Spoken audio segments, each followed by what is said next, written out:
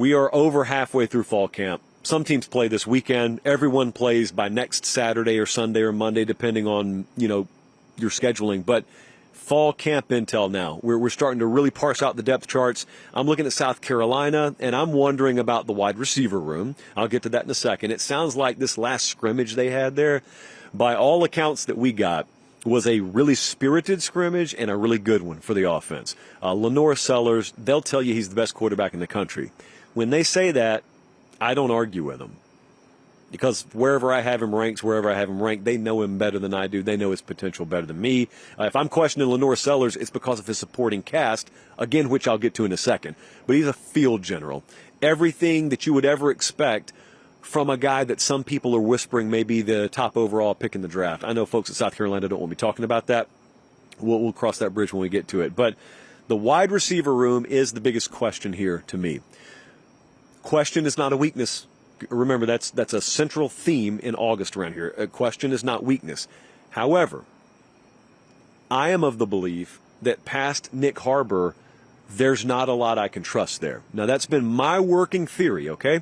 I have spoken to people at South Carolina who vehemently push back on that.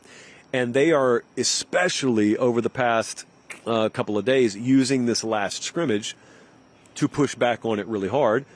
And not just the past scrimmage, but like the past few weeks, because they really feel like they've got some solid depth. Bennett, Jacobs, Brown. Like there's a lot of names they're starting to throw at you. None of them are going to be like 1,000-yard reception guys this year, or at least they don't count on it. But guys they can depend on, guys that provide quality depth past just a one, so you can't bracket Nick Harbor the entire afternoon. That's a big deal if true, because that makes me rethink what I think about South Carolina's high-end potential. The one thing I'm monitoring there as well is I think they've got 3 of like their top 6 defensive ends hurt right now. I don't think like season enders or anything, but that's something I'm watching. At Iowa, Iowa, always known for offensive line play, and again, they got 3 of them with 84 combined starts this year coming back. They've got 3 offensive linemen that just combined. Those 3 probably have more experience than several offensive linemen, period. Like, those 3 have way more experience than Georgia's entire starting 5. Doesn't guarantee you anything, but it's nice to have guys who have done it and know what they're doing. Probably best defensive line depth in the conference. They would tell you that. A lot of their insiders there would tell you that. But the quarterback transfer market, always an attention grabber.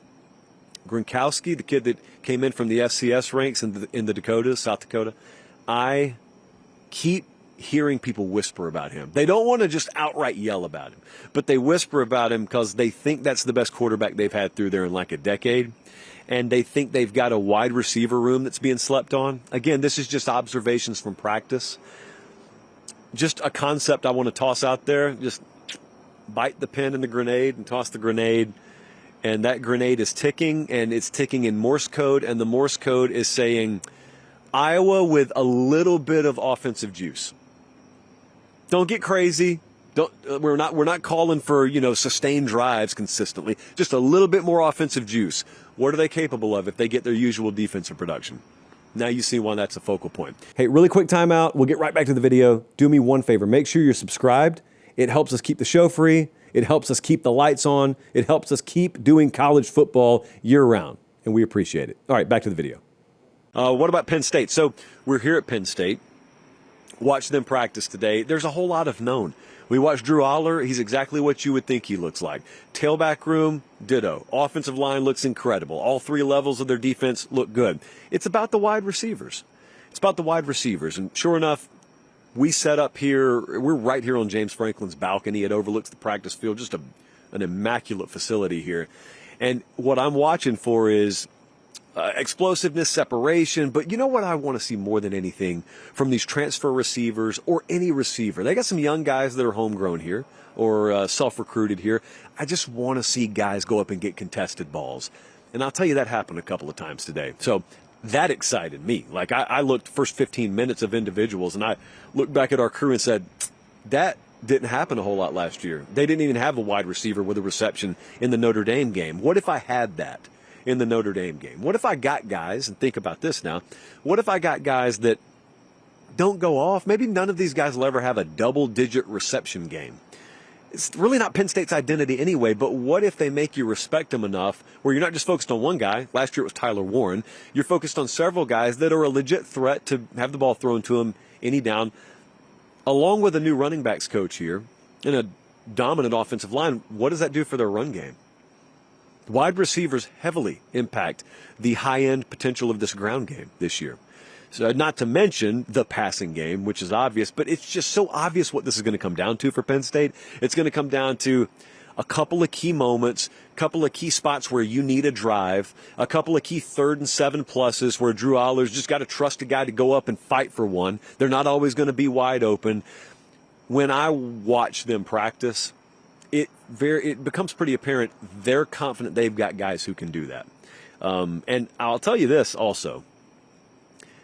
Speaking of Tyler Warren, he heads out of here.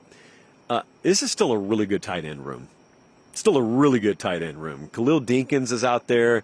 Luke Reynolds is out there. Like, those guys are what tight ends are supposed to look like in the Big Ten especially. I have a lot of confidence. I ask a lot of folks around here today, like, how do you feel about that room? And they just look at you like, we're okay there. I think we're still really good there. C.J. Carr, starting quarterback for Notre Dame. Check. That's what we expected, although the battle did last a lot longer than we expected. Julian Sayin, starting quarterback named at Ohio State. Check. Took a little bit longer than we may have thought, but it just seems like, well, these quarterback battles, however long they go is however long they go. Like, which ones panned out in a way other than the way you would have guessed it was going to go in spring? Because I think we're all batting 1,000 right now. Maybe it just played out that way.